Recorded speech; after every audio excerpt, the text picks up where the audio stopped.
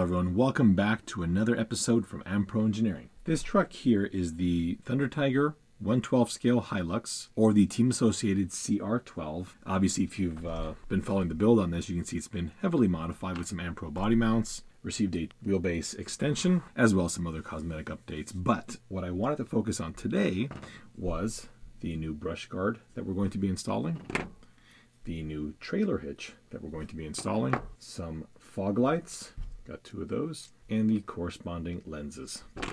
So without further ado, let's get started. We'll focus on the brush guard first. You can see that it has these 4 holes. These will mate up to these little tow hooks that you can find really all over eBay. And they're just going to screw right into these. And this is going to fit pretty easily right into the factory mounting holes for the bumper. There it is. At which point we can then drop the body back on and, well, maybe I didn't have to do a video for this. But since I've got your attention, we might as well keep on trucking.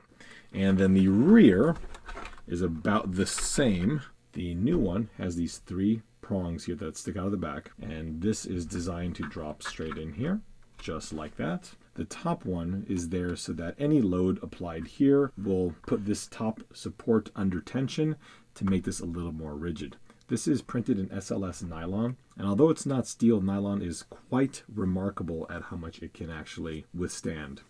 This is designed to fit a standard trailer hitch. Unfortunately, I don't have it here because the order hasn't quite come in yet, but that should be coming soon. And once that is installed, it should just tuck in like that right under the bumper.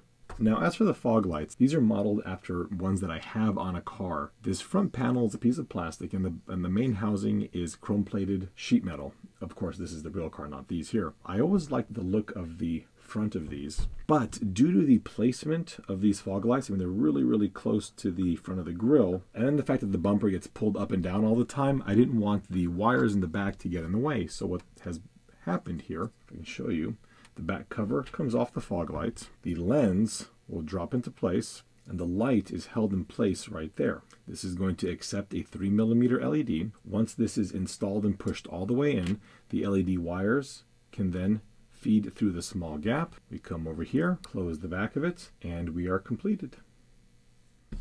I wanted to mention as well that these do come in white. So them in black is simply the result of me painting them with a couple of coats of a low gloss black paint. And it's very important that you do apply a paint on these, whether or not you like the color. Maybe you do want these in white. You should paint them because nylon is very absorbent when it comes to water, so it's not too good to get these wet with bare nylon. Shoot them with a couple coats of paint and you'll be good to go. Now, I really want these rough and weathered and rusty and gross looking. So what we're going to do is weather these a bit, and then when that's done, we'll walk through the installation process. I installed those tow hooks. You can see just on the back. You can put the screw right through them, and they should align pretty darn accurately. So there we have it. And these are available all over eBay. There's a few different variations. And now this thing looks brand spanking new, but unfortunately, my F-Series doesn't. So we're going to have to make this thing look old and beat up. So I'm just going to go ahead and weather this, and I'll be right back. I'm going to use some of this Vallejo model wash. This is a dark rust.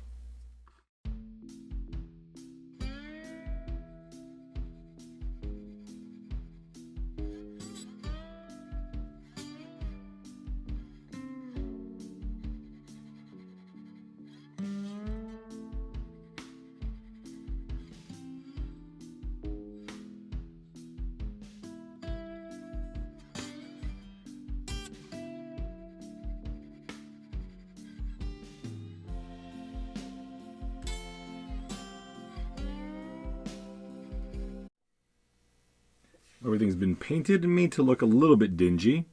And now I want to install these lights onto the brush guard. To do that, you're going to have to tap a M2 machine thread into this. And don't worry about going too deep because there is a hole on this side here, but you will need to tap it before you put the lenses in. The lenses, you can see, are quite a bit clearer than they were earlier. And I didn't bother sanding these because the little texture that they got I thought looked a little more scale. What I did do is apply a clear coat on both the outside and on the inside. taking care not to get too much on these surfaces because that would just make them too thick and then not fit into the corresponding location where they're supposed to go. So let me just tap these holes. To install these, I'm going to use a 5mm long M2 screw. And it's important to note that there's a little hole right here. Well, there's actually a larger hole. That's where the screw goes in another hole. That is so that this will line up to it. You can see there's a little stud sticking out there. And we will take our M2 screw, try and fish it on in there. And it's at a weird angle, but it will still work. And then, attempting to do this on camera, we'll take our light and start to thread it in. There we have it. Don't thread it in too tight. You don't want to strip these threads out. And again, this is a very, very fine thread pitch on this screw, so you don't want to make it so that they'll strip and you're completely screwed at this point. You can use a model glue to just put a dab right here on the back of this screw so that it doesn't back out. With the auxiliary lights installed, we can now put the lenses in. I'll just get my flush cutters and very carefully snip that right off. You may need to come in here with a sandpaper or file just to make sure that that little leftover is gone. Right before you install the light, it's a good idea to just make sure that this surface area in here is clean. You don't want to have any kind of rough areas where it might get stuck. And the reason I'm doing this now is because it's just easier since the auxiliary light's being held in place. And that lens will just drop in now. The lens should sit right behind the little grills, and when you're pushing it in, you want to hold it in on the edges. If you push right here, it's possible that you'll crack one of the little louvers. Okay, and they are in. Now, I deliberately left these black because on my actual car they're black, but that doesn't mean you can't paint them silver and kind of change it up a little bit here. The next thing that I want to do is put in the LEDs and then put the little caps on the back like so, which will finish the overall look. Just as an example of how I put this in, the 3mm diameter LED is able to get in there.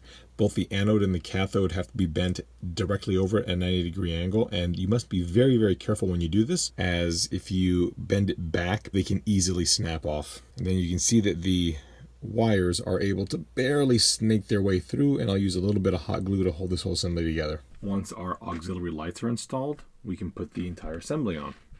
So this is going to slide right into the original mounting location, and then we'll use the same M2.5 screws to lock this into place. Please note that before you install this, it's important that you do tap the holes that the screws go into with an M2.5 tap. Now, that's not entirely necessary. You can get these to go in without that, but I think it's still better to tap them as opposed to force them in.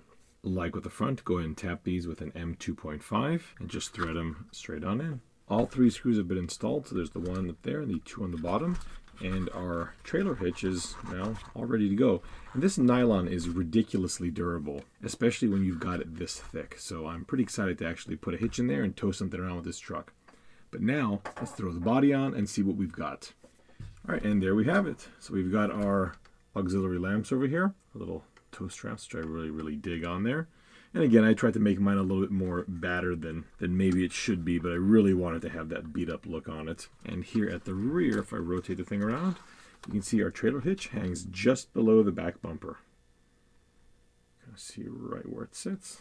And that completes this installation. I'm really excited about this because this is really the look I was going for. And I think the next thing we're gonna have to make for this truck is the roll bar. I think that's the next kind of strange thing. But anyway, if you are interested in these parts, again, they will only work for this body and the Ampro body mounts, as well as having the Ampro body mounts mounted in the center hole. So if you wanted the body raised or lower, I'm sorry, that's not going to work because it has to line up perfectly with that front bumper. Well, folks, thank you all so much for watching. This project's been a lot of fun because it's the first time that I've actually not had to be careful with something on the car, so it's been kind of refreshing in that respect. So anyway, I hope you've enjoyed this video. Stay tuned, we've got a lot more to come. Thank you very much, and we'll see you next time.